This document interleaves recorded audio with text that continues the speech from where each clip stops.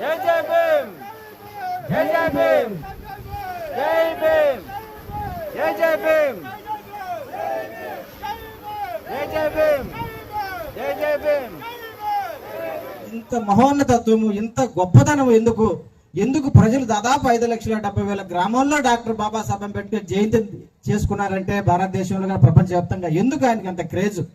రాత్రి బగుళ్ళు పిల్లలందరూ కూడా జై భీమ్, జై శ్రీరామ్ అనే హిందూ బంధువులు, హల్లెలూయా అనే క్రైస్తవ బంధువులు, మాషా అల్లా, అల్లాహు అక్బర్ అనే ముస్లిం బంధువులు, ఇలా ముగ్గురు కలిసి జై భీమ్ అన్నారు ఆ రోజు.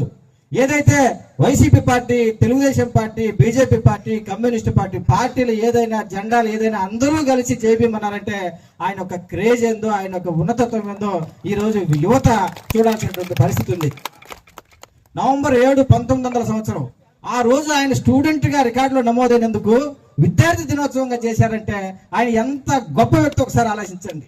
125 జయంతి ఉత్సవం రోజు యుఎన్ఓ 196 దేశాల ప్రతినిధులు కలిసి వరల్డ్ నాలెడ్జ్ డేగా చేశారంటే ఆయన ఎంత జ్ఞానబోధిగా చూసుకోండి ఒకసారి. జై భీమ్. కెనడా రాష్ట్రంలో, కెనడా దేశంలో అన్ని రాష్ట్రాలలో ద డే ఆఫ్ ఈక్వాలిటీగా ఏప్రిల్ 14 నిర్వహించుకున్నారంటే ఎంతటి ఉన్నతత్వం చూడండి ఒకసారి. జై భీమ్, జై భీమ్.